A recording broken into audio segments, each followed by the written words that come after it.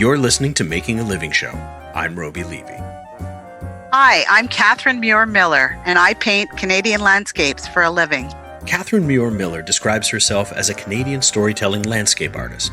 After an injury ended her professional career, she picked up a brush and dove headfirst into painting. Passionate about color and inspired by the Canadian wilderness, she showcases landscapes rarely seen by any but the most adventurous. Here's my chat with Katherine Muir. Who are you and what do you make for a living? Oh, who am I? I'm learning to define that just recently through a life coach, believe it or not. I mean, that's a really deep question. You want me to just get philosophical, or do you want me to just tell you I'm Katherine Muir? I'm an artist? Yeah, I think we can. Yeah, I think we can start with what's on your driver's license. Okay, Katherine Muir, and I am a landscape Canadian artist. How did you get into this? I fell into this. It wasn't something I ever, if you were to ask me 3 or 4 years ago, if this is what I would be doing, I would probably laugh. I fell into it as a result of losing my nursing career and not being able to work as a nurse and do a lot of the other physical sports I used to do.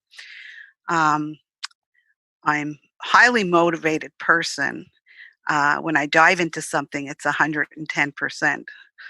So, from a physical standpoint, when I was going to do a first triathlon, it was going to be an Olympic distance triathlon. So the art was similar. I thought, well, I'm gonna paint, and I'm gonna paint every day. And so I would be painting down in my basement in our older house for 8 to 10 hours a day. Sometimes no painting, sometimes just 3 hours of making colors. I was fascinated with colors, absolutely fascinated. Fascinated looking into a landscape of green, but trying to count how many different types of green I can see. So it was motivating for me I challenged myself in that manner. How did you learn about painting? I first started a course from a retired art teacher in Nepean in her basement with 5 other retired teachers, and I was the young pup and still working. And we would meet every Monday, and she taught in acrylics, and that was the first time I ever put paint on a canvas in my life. And that would have been 2011. It's not like you grew up painting? No. I never drew. I did stick figures. Interestingly enough, my kids would say they always remember me doodling trees. I didn't realize that, didn't clue into that. A lot of things sort of line up over the years, just my mom's love and passion for trees and always telling us, oh, listen to the wind, listen to the trees. And I always looked at them as dancing, but I didn't ever tap into that creative side of me until I was forced, really. Interestingly, after a brain injury, I had a minor brain injury, sometimes that creativity side becomes more profound. And that might have been what happened to me, which I find also fascinating from a scientific sort of perspective. I've had some neurocognitive testing, and they sort of have given me that information that might have also been what happened. Sort of an awakening. And I just see color differently than people. I didn't realize that until now, and having discussions with many people and other artists, I just see color differently. I'm not a theorist. I don't have any theoretical art training at all. I did some classes at the Ottawa School of Art during this time of recovery as well. Again, hungry for more, and wanting to just really tap into it. But what I find fascinating is I'm starting to learn that, I don't theoretically make a color. Like, we all know that, red and yellow make orange. But if I want a specific color, it's all just by visual. It's kind of like your musician who has no theoretical train but learns by ear. Mm-hmm. I feel like that's how I am with color. I just play with it and get to the color I want. So I Just by play. feel. Yeah, Right. by playing and seeing, I visually look, and it could be just a tad off, and I'm not happy until I get to where I want to be. So there's that perfectionist in me. I always used to like to decorate. So there's a creative side there that perhaps just wasn't nurtured until the last 5 years. So I did I did some classes at the Ottawa School of Art, and then my goal was to do a retreat with Gordon Harrison, who is a Canadian landscape artist who has a gallery on Sussex. And I was signed up to do an art retreat with him in the fall of 2015, and right after my head injury, and I was still able to go. I went with my neck brace, and I was just like a kid in a candy store, off to paint with Gordon Harrison. And for him, I painted differently than him, but he's a master of color. So here I was next to somebody who what I was drawn to was the color. So I therefore ended up painting with him for 3 years. I did several retreats and painted every week with him until I started to get into some art shows in Toronto that he is also in. So that was when I was given my wings, so to speak. What sort of stuff did you guys share? I mean, 3 years is quite a relationship. Yes. What sort of stuff did he impart to you that kept you moving towards your goal? Gordon is he's not a stickler to rules, and I think that's what where we hit it off. Um, he guided me, but also let me be. So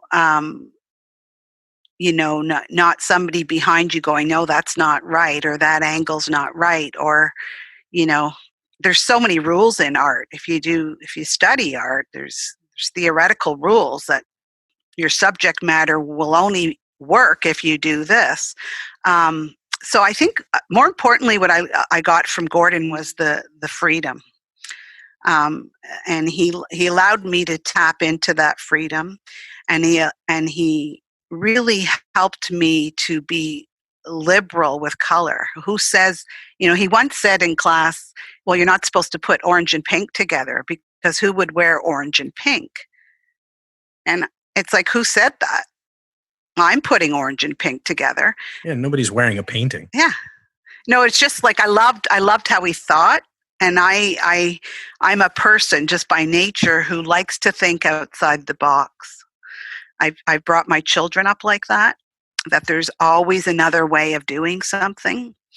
And I guess that was sort of what hit home too, is that I liked his story, and I connected to his story, to his upbringing, and how he fell into it, and how he used to talk about the hours and hours he would practice and play. So that inspired me to do the same.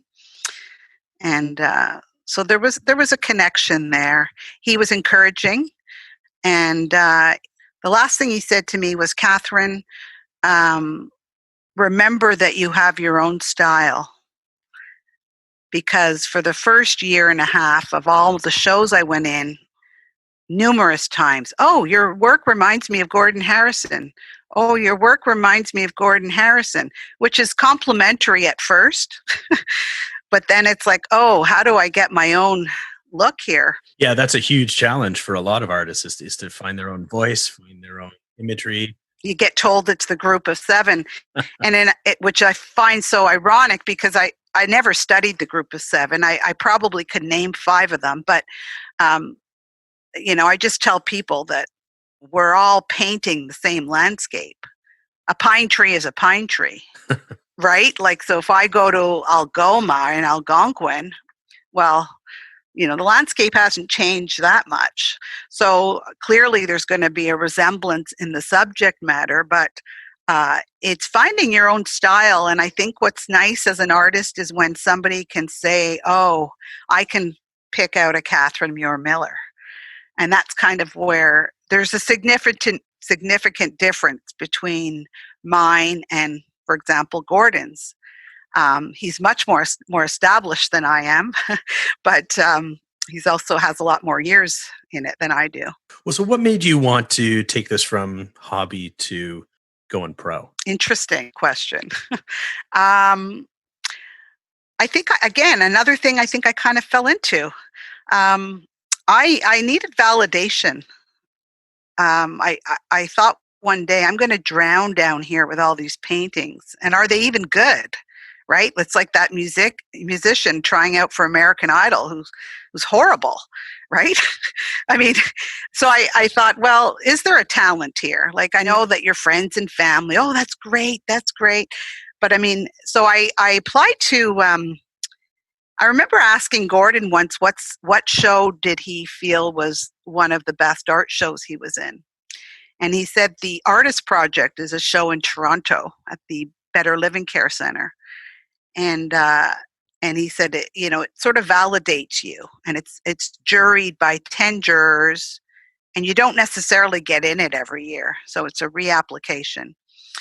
And I thought, I'm going to apply to this. Just I would never have been ready to go to it, but I wanted 10 people in a different city to say, either don't quit your day job or keep going or whatever. I wanted feedback. So, it was like getting the reply was I was waitlisted, which was very celebratory to me because it validated that 10 people looked at my work and said, yeah, this is nice, and that don't know me.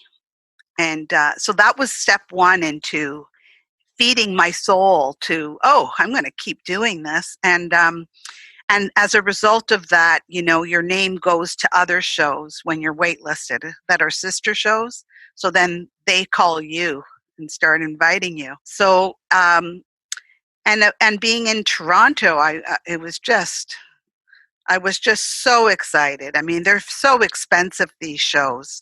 But the first show, you're like, I don't care. I'm buying exposure and, that kind of thing. And I'm here. And my husband's going, how are you going to get your work there? I don't know. I'm going to figure it out. And anyway, a family effort. They got Katherine down to Toronto. So that was, and then again, you sell work and you're, wow, this is cool. Somebody doesn't know you bought a painting. Again, I was just sort of painting. I wasn't painting, and I'm still not painting for a business. I'm painting from the stories. It's the stories that inspire me.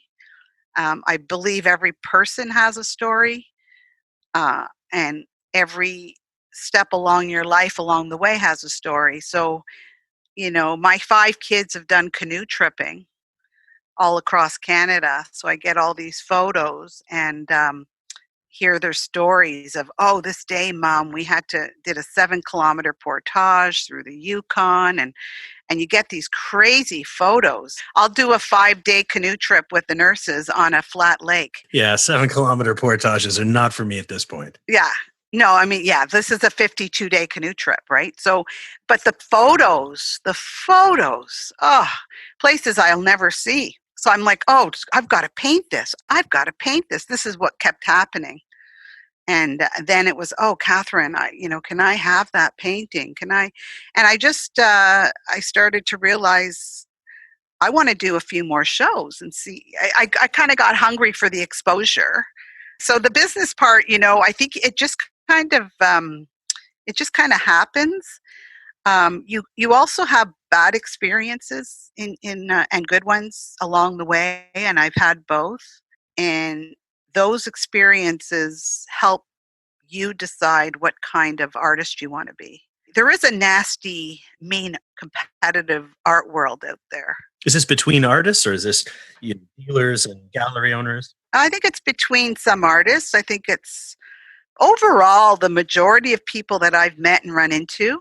Like the One of a Kind show is variety of artists. It's, people making wooden bowls and clothing and jewelry and incredible people I've met. But I've met people, in visual artists are competitive. And I couldn't understand that for the life of me. because it's not a competitive thing. Yeah, why do you think they're competitive? Is it for the exposure? Is it for the validation? There are people that get upset if you're selling work. I was blown away by this, and In other words, if you're selling and they're not? yeah, exactly. So like I have a colleague who's also an artist, and like I want to do shows together, and I have somebody who was looking for a particular piece that I didn't have, but I call her up and say, Linda, have you got a 3640 pine tree of this? Because, and she goes, Katherine, I can't believe you're doing that.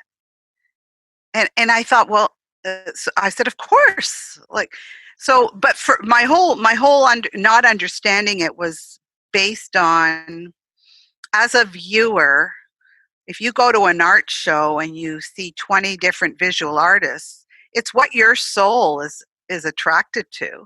It's not, it shouldn't be, well, I want to buy one of Katherine's over David's, because it has to be what you connect to.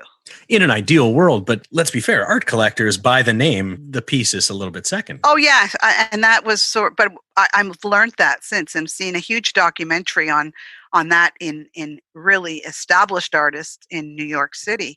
But I guess I'm naive, right? But it must be serving you well. I mean, naivety is perfectly fine if it's working for you. Well, I just want to stay. I just made a decision that that's not a route I want to go down, and I just want to stay true. I always want there to be a story. I have to paint something that I feel. You've had a lot of success out of the gates. You worked with a great mentor. You got into the first big show that you reached out to, and you've had a nice run and good response. Do you ever run into doubts about your talent, about where this is going, about what's next? Oh my goodness, 100%. That's why, Roby, I got a life coach because I was feeling, I maybe 6 months ago, I said, well, I think I've peaked. This is it. I can't paint anymore, and I don't think I can do anything better. That happens over and over and over again. Or you'll paint 3 paintings in a row that are terrible. So you've just set yourself up at that point for, to just take the spiral downward if you choose to. Are there some ways that you've come across to combat this and get over it? Yes, and those are what that's what I'm learning along the way, is about finding the fine balance. Getting out in nature, doing something different.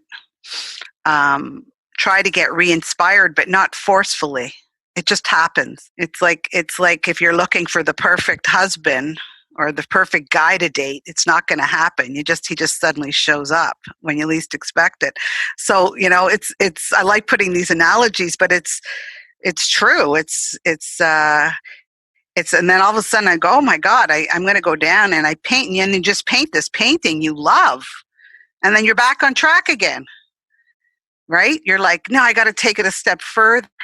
I think you're just always pushing yourself. You don't want to become boring and routine. You want to always have something fresh.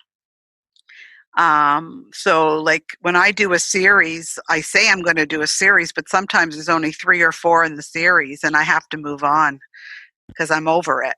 So talk to me a little bit about the business side of things.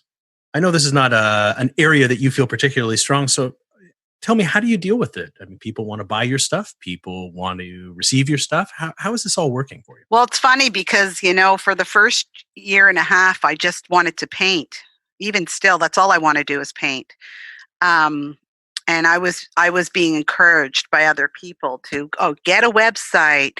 Katherine, you've got to get your stuff out there. Get business. I was like, no. Like, I'm not interested. It comes to a time when you make decisions that you're going to go into an art show in Toronto. Well, logistically, you've got to have something in place. So, the website came, and cards and all that sort of thing. And at first, it's manageable. I don't know, it's like the ice cream truck. You got 5 kids lined up and you give them all, I don't know. You guys, you can manage your truck and drive in the next neighborhood and do another 20 cones or whatever. Um, but and that's how it kind of was, I guess. I mean, I'd be thrilled and honey, I sold 5 and whatever. And it was straightforward. I had to get one of those little squares, and that was, oh my God, a freak show trying to figure that out. So it all worked out. And of course, my girls and my kids are amazing support. So they're always there with me in the shows for any technology problems. And I'm old school. I mean, I have everything in a book. I have a binder with all my lists that are written down. I have a system. If I've checked that, if it's been put on the website, it gets a check mark. There's nothing on a computer spreadsheet, none of that stuff. Even though people were dying to get me to do all that stuff, I said, no, I can't do it. So the business part, and then it was becoming, I said to my husband last year, I feel like I'm spending half the day on the computer trying to do something, and my images weren't right, and you need to get a photographer because your pictures are terrible. And my friend's husband would come and do it was just becoming not fun. It wasn't fun. And then I realized, 5 days have gone by and I haven't even painted. So I made a decision to get some help. And at first it was a family friend who helped me on the side, and you just pay a little bit per hour. She uploaded the website and applied to shows.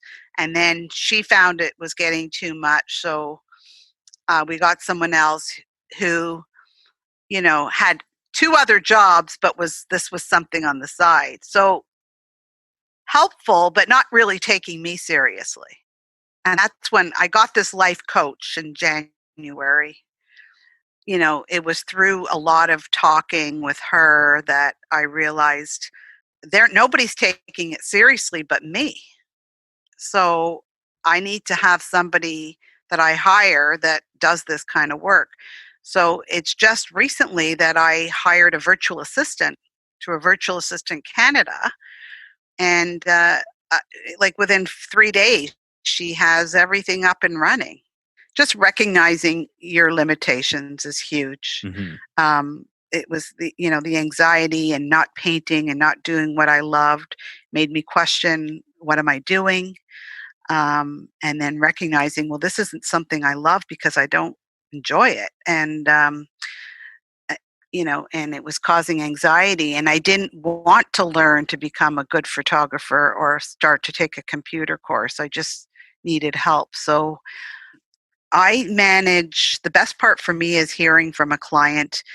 They will contact me when they want to purchase something, and I will respond to all the emails, and I do all that. I love the connection with people because I like having the discussion about the painting. I'm a real people person. I kind of gathered that.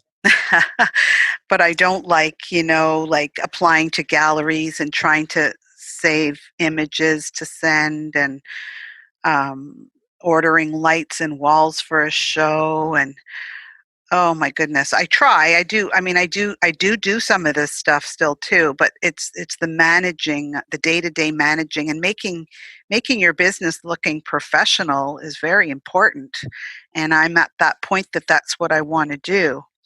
And I in order to do that, you have to hire the right people to do that. So today everything's about social media too. So, she's just revamped my Instagram, Facebook, all that, so that there's feeds going out regularly, and which I don't even know the word is, but I don't even know how to do that. People are always telling me, oh, you should put things on your story. I mean, anyway, it's just not my area. And it keeps me from painting.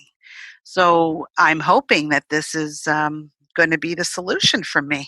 Well, I think that's a really good point that you're making is, we live in a world where you no longer call a travel agent when you need to book a trip. You have to do it yourself. You no longer have somebody that repairs your computer. You have to repair your computer. It's a world where we sort of are expected to be good at all of these things. And no one person can actually be great at all of them. So if you want something professional, like you're talking about, if you want to take it to the next level, bringing on people who do specialize and who are professionals in those areas is really, really helpful and can take a lot of the stress and strain off of the person who's trying to actually produce the product itself, the actual art, the actual piece. Absolutely. And it's like the surgeon, they tend to have terrible bedside manners, which Right. isn't really acceptable, but still, but you don't really care if they're, "Hi, Mrs. Miller, how are you today? I'm going to be taking out your pancreas." You care that they're going to do it properly. So recognizing what your talents are and what you're not talented at, and so I don't know. This is a very, very, very small business for me, and you hesitate because anything that you want to grow with costs money. For example, even just hiring somebody. So Mhm. you're always worrying about uh, making ends meet with it. Tell me, what does a typical day look like for you? Well, 2020 has been about finding my balance and starting to believe in myself as an artist. I was always calling myself a nurse first until recently, but a typical day is, your usual answering a few emails in the morning if there's any. Um, I do a little workout and a nice big hour walk with my dog, which many of my paintings are inspired from those walks. I typically don't start, a lot of artists will paint in the morning throughout the day and stop about 3. I start to paint around 3.